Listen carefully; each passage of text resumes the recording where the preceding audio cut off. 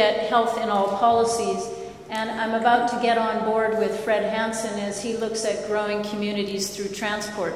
All of these residencies looked at integrated thinking, and the focus that I'm looking at really is related to the built environment that is a culmination of all of those previous pieces of work. This is also a slide that detail is not important, but Minister Holloway eloquently acknowledged all of the partners in the residency, and I had the great and good fortune to work with 8 government departments, 3 universities, the Australian Institute of Architects, and effectively 5 local governments if you consider the Barossa with its 4 local councils. And the diversity of that team and working in a collaborative environment was an astonishing way of forming recommendations for the ultimate outcome.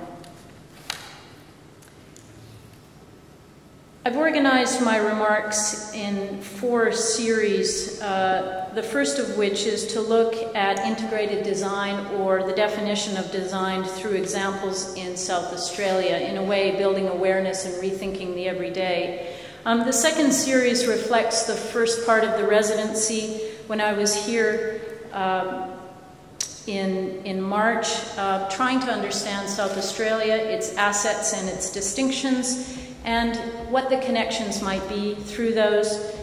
The third part is really scenarios that were discussed in the partnership, how different projects in South Australia may inform our decision making, and then finally a synthesis through the residency recommendations. It's been noted that I am an architect, but I will not be speaking about buildings, and I've managed to avoid that for the 12 weeks that I've been here.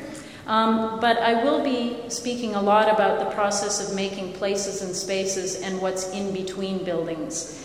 And I will be speaking about building in terms of building confidence, building knowledge, and particularly building culture.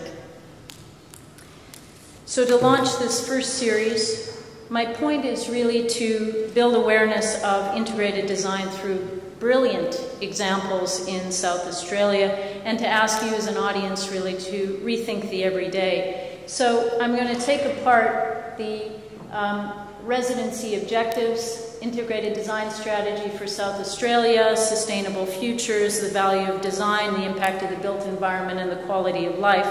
We'll look at these at one at a time, and then begin slowly to weave them back together. I think first and foremost, it's important to understand that design, in the case of the residency and as an activity, is really defined as a verb. It's about the process of getting from one place to another. Design is most conventionally understood as a noun, as a product, but design is effectively a way of thinking. It's enlightened experimentation, if you will, wherein one observes the world, identifies patterns of behavior, generates ideas, gets feedback, repeats the process, and then keeps on refining. That does represent the activities that we've been involved with over the last 6 months. And it's fair to say that design is more intrinsic than it is effectively learned. It's recognized globally that design is the critical knowledge of the future, because design is a mode of thought that gives structure to problems.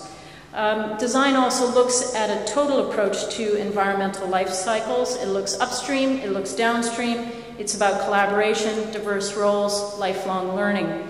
It also applies critical thinking to identity, particularly important for this context, and it recognizes many cycles simultaneously. They may be political cycles, social cycles, or economic cycles.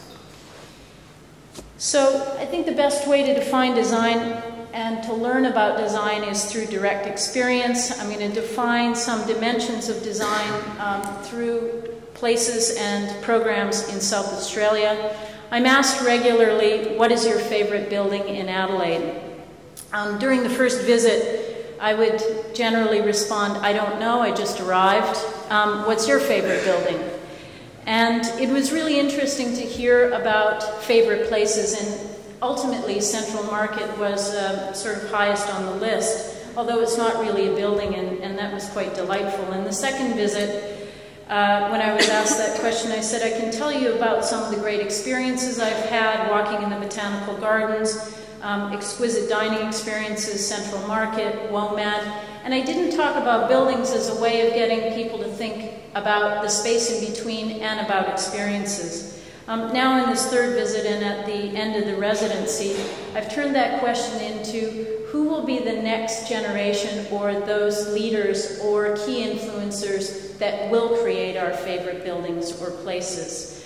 One of the most remarkable aspects or observations about South Australia, and I've noted this, are really the people. Their accessibility, their concern for the environment, their genuine hunger for change.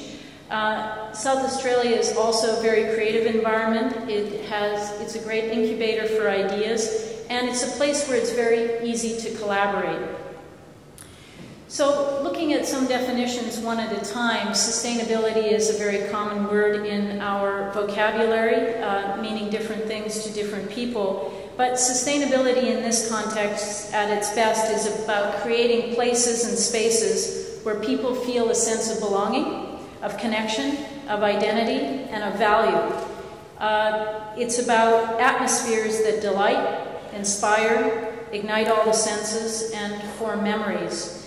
And it's ultimately about the creation of places that invoke a sense of care, investment, and ownership. That's what will create sustainable places. It's not about technological applications. When we think of the Central Market, in the words of Shakespeare, all the world's a stage. Central Market is really the theater of life. It expresses the distinct identity of South Australia.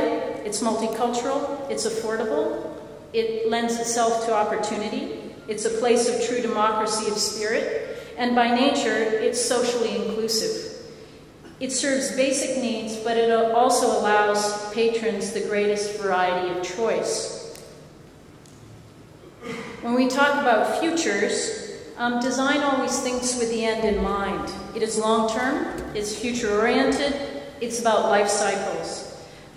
We are entering into an era that is beyond sustainability in the conventional term, where we're looking at environments that are adaptive, evolutionary, flexible, organic, and resilient. This is not an unfamiliar image, but it means to speak of an example in South Australia, early childhood development. Programming or the early childhood development in South Australia is emulated on the national